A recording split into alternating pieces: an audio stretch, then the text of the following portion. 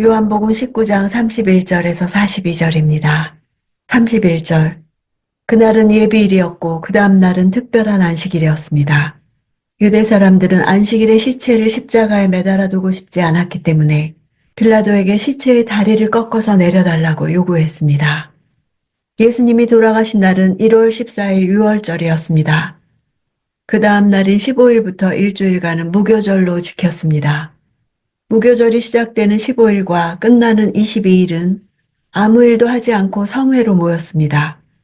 특히 이 절기가 시작되는 유월절인 이날을 특별한 안식일, 큰 날이라 말했습니다.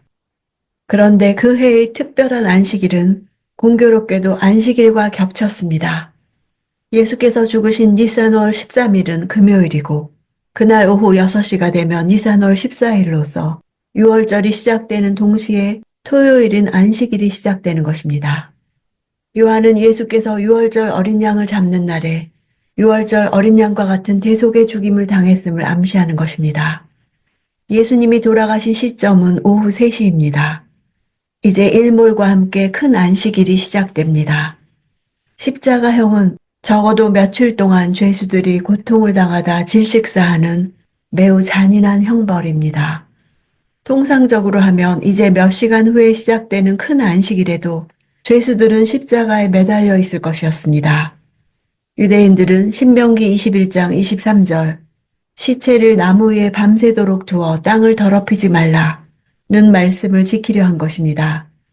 그들은 예수님의 시체를 치워서 정결하게 하려고 했지만 참된 정결은 예수님의 죽음을 통해서 보혈을 통해서 이루어집니다. 32절. 그래서 로마 군인들이 와서 예수와 함께 십자가에 달린 한 사람의 다리를 꺾었고 뒤이어 다른 사람의 다리를 꺾었습니다. 다리를 꺾는 것은 거의 죽음에 이른 사람의 고통을 경감시키기 위해서 거대한 나무 망치로 다리를 내리쳐 그 충격으로 숨을 빨리 거두게 하는 것입니다. 십자가 위에서 2, 3일까지도 살아있는 사람들도 있는데 아직 한나절도 지나기 전에 다리를 부러뜨린 것입니다. 33절. 그러나 예수께 와서는 이미 죽으신 것을 보고 다리를 꺾지 않았습니다. 예수님의 이른 죽음은 앞서 30절에서 예수님이 스스로 영을 넘겨주셨다는 말씀을 생각나게 합니다. 예수님은 살 권세와 죽을 권세가 있으신 분이십니다. 그분에게 십자가 죽음은 수동적으로 당하신 일이 아니라 하나님의 뜻을 따라 적극적이고 능동적으로 수용하시고 순종하신 일이었습니다. 예수께서는 다음 날의 유월절을 준비하기 위해서 양들을 잡는 정오부터 오후 6시까지의 시간에 맞춰 자신의 생명을 하나님께 드렸다고 볼 수 있는 것입니다. 34절. 대신에 그중 한 군인이 창으로 예수의 옆구리를 찔렀습니다. 그러자 피와 물이 쏟아져 나왔습니다. 십자가에 달린 예수의 몸에서 피가 쏟아져 나왔다는 것은 그의 약속대로 예수께서 우리의 죄를 씻어 우리를 의롭게 하고 하나님과 연합하게 하는 그의 속죄 제사로 드려졌다는 것을 말합니다. 물이 나왔다는 점에 대해서는 전문가들이 다양한 의견을 제시합니다. 물이 나왔다는 말은 요한복음에만 나옵니다. 물은 요한복음 도처에서 예수께서 언급한 물을 가리킵니다. 위로부터 다시 나게 하는 힘으로써의 물, 야곱의 우물과는 달리 우리를 영원히 목마르지 않게 하는 영생수, 우리 배에서 흐르는 생수의 강 등 물은 성령을 상징합니다. 십자가에 달린 예수의 몸에서 물이 나왔다는 말은 예수님의 성령에 대한 약속이 이미 실현되고 있음을 상징적으로 보여줍니다. 그가 십자가에 달려 들림받음으로 우리에게 성령이 주어졌다는 말입니다. 십자가 죽음이 성령을 받게 한 사건임을 뜻합니다. 35절. 이는 그 일을 본 사람이 증언한 것입니다. 그의 증언은 참되며 그는 자신의 말이 진실하다는 것을 알고 있습니다. 그는 여러분도 믿게 하려고 증언하는 것입니다. 이 목격자는 십자가 밑에 있었던 사도 요한일 것입니다. 요한이 이렇게 예수의 육체적인 죽음, 실제적인 죽음을 증언한 이유는 당시 영지주의의 영향을 받은 가현설주의자들이 예수가 실제로 죽은 것이 아니라 죽은 것처럼 보였을 뿐이라는 논리에 반박하기 위해서라고 추측합니다. 예수께서 실제로 죽임당하지 않았다고 하면 그가 부활하였다는 사실도 거짓이 되므로 결국 예수의 십자가상에서의 죽음과 부활의 신앙에 기초한 교회는 그 정체성을 잃고 말 것이기 때문입니다. 36절. 이런 일이 일어난 것은 그 뼈가 하나도 꺾이지 않을 것이다 라고 한 성경을 이루려는 것이었습니다. 시편 34편 20절에서 의인의 고난을 다루며 하나님이 자신을 버리신 것 같은 상황에서도 그 뼈만은 하나도 꺾이지 않도록 보호하심으로써 결국에는 고난을 신원하시고 최후의 승리를 주실 것을 확신했습니다. 예수님의 죽음과 고난은 유대인들이 생각하듯 하나님의 저주를 뜻하지 않습니다. 하나님은 시편의 의인처럼 예수님의 뼈가 꺾이지 않게 하심으로써 예수님의 죽음을 죄인의 형벌로 만들지 않으셨습니다. 출애굽할 때 유월절 어린 양을 잡을 때 그 뼈를 꺾지 말라고 명령하셨습니다. 또한 민수기에도 유월절 어린 양을 먹을 때에는 뼈를 꺾지 말고 통째로 먹어야 한다고 하셨습니다. 예수 그리스도의 희생의 죽음이 어린 양이 한 마리 전체로 드려진 것처럼 완전한 죽음으로 드려진 것을 강조합니다.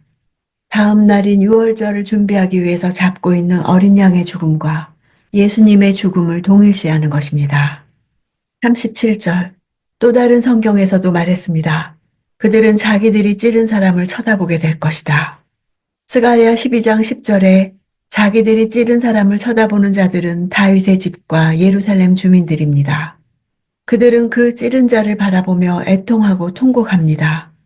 스가랴서에서 찔림당해 죽은 자는 고난받는 목자로 나옵니다. 스가랴서의 목자의 예언은 양들을 위해 자기 목숨을 버리신 선한 목자 예수님에게서 성취되었습니다. 이 스가랴서 말씀은 요한계시록 1장 7절에서 예수님의 재림과 관련해 나옵니다. 구름을 타고 오실 때 각 사람의 눈이 보겠고 그를 찌른 자들도 볼 것이고 그로 말미암아 애곡하리라고 했습니다. 38절. 이 일이 있은 후 아리마대 사람 요셉이 빌라도에게 예수의 시신을 내어달라고 간청했습니다. 요셉은 예수의 제자이면서도 유대 사람의 지도자들이 두려워 그 사실을 숨기고 있었습니다. 빌라도가 허락하자 요셉은 가서 예수의 시신을 내렸습니다. 이제 십자가의 죽음이 새롭게 창조한 사람 둘이 등장합니다. 유대인들 가운데 매우 유력한 두 사람이 참 제자, 새 언약 백성이 됩니다. 이것은 예수님의 죽음이 하나님의 승리이고 유대교의 패배라는 것을 보여주는 산 증거입니다. 대체로 십자가 위에서 죽은 죄수들의 시신은 독수리들이 쪼아서 먹었습니다. 그러고 남은 부분이 도시 밖에 있는 그들만의 묘지에 매장되었습니다. 물론 가족들이 요구하는 경우에 시체를 내주기는 했지만 반역 죄인에 해당하는 경우에는 그마저도 허용되지 않았습니다.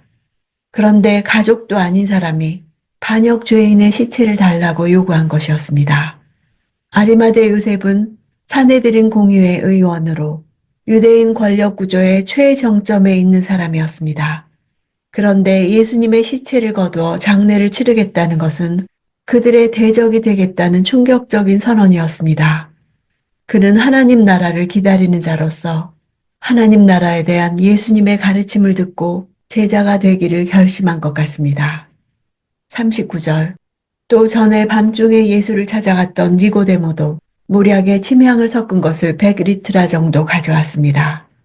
니고데모 역시 예수님의 장례에 참여함으로써 공개적으로 모든 특권과 권력을 포기하는 편을 선택했습니다.